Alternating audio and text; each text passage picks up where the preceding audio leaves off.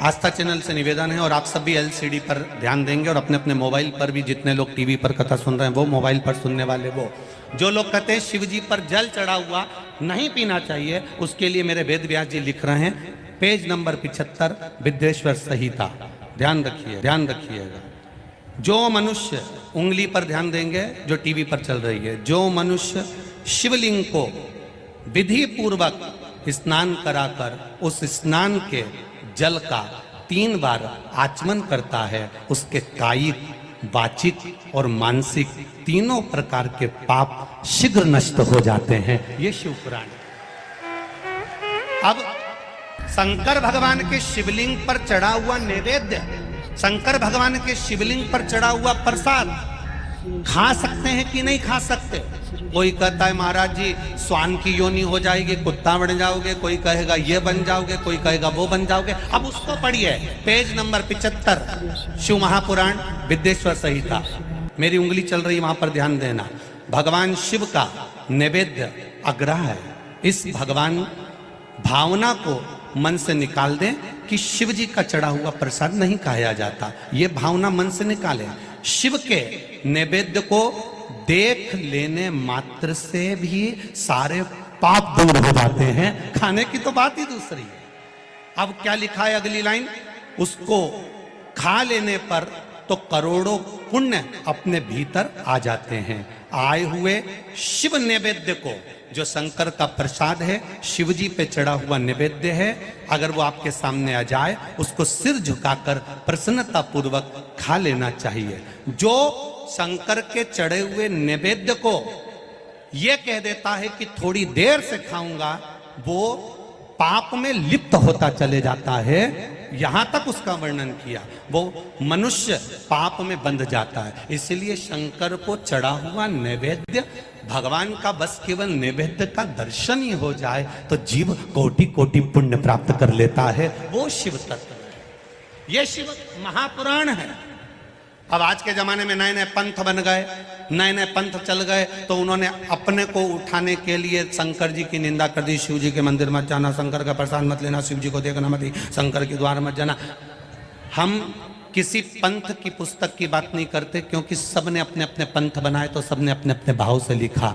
हम वेद व्यास जी ने जो विद्येश्वर संहिता में लिखा, उस शिव महापुराण का वर्णन करते हैं, जो आपने 75 नंबर पेज गीता प्रेस गोरखपुर की शिव महापुराण पुस्तक का आनंद करते हुए इस पुराण में पढ़ा।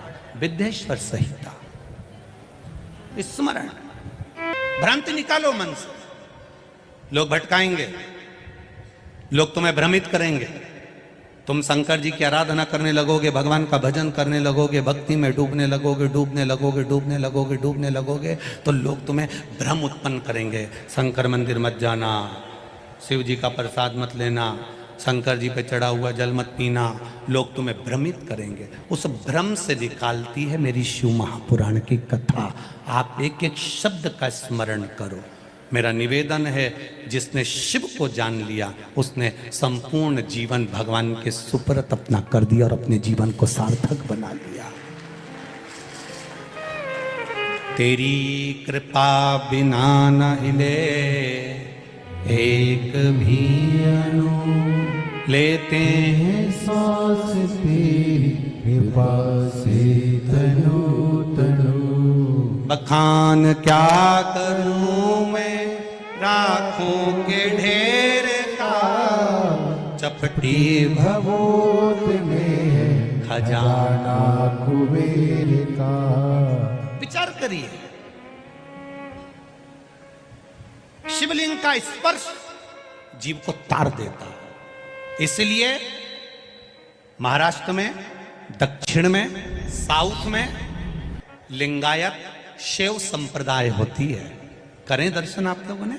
लिंगायत शैव संप्रदाय में नारी त्रिपुंड लगाती है।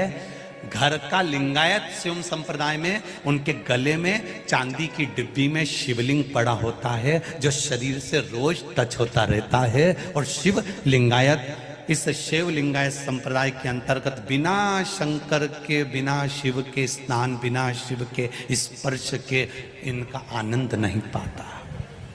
हरतालिका तीज हो, नारी शिवलिंग का निर्माण करती है।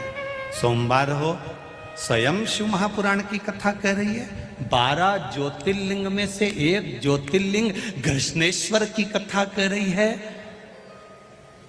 सुधर्म नाम के ब्राह्मण की 2 धर्म पत्नी थी, घोषमा और सुदेहा। सुदेहा के घर में संतान नहीं हुई, घोषमा के घर में संतान हुई। घोषमा क्या करती थी? ये 12 ज्योतिर्लिंग में से शिव महापुराण की कथा कर रही है कि घोषमा का एक नियम था, शिवलिंग का निर्माण करती थी, उसका पूजन करती थी, बेलपत्र चढ़ाती थी, आराधना कर कर शाम के समय पर शिवलिंग को विसर्जन कर देती थी। उसका नियम था। अब कोई कहे नारी, कोई कह दे शिवलिंग का स्पर्श नहीं करना चाहिए।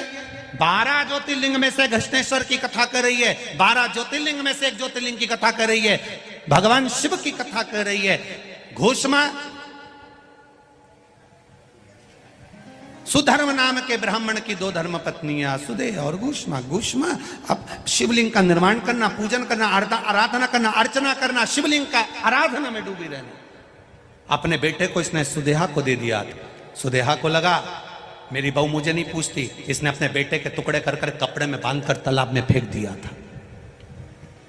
घोषमा शिव जी का पूजन कर कर, शिवलिंग का पूजन कर कर जब शिवलिंग विसर्जन करने के लिए गई तो हाथ जोड़कर कहती है मैंने बेटे का दर्शन बहुत दिन से नहीं करा।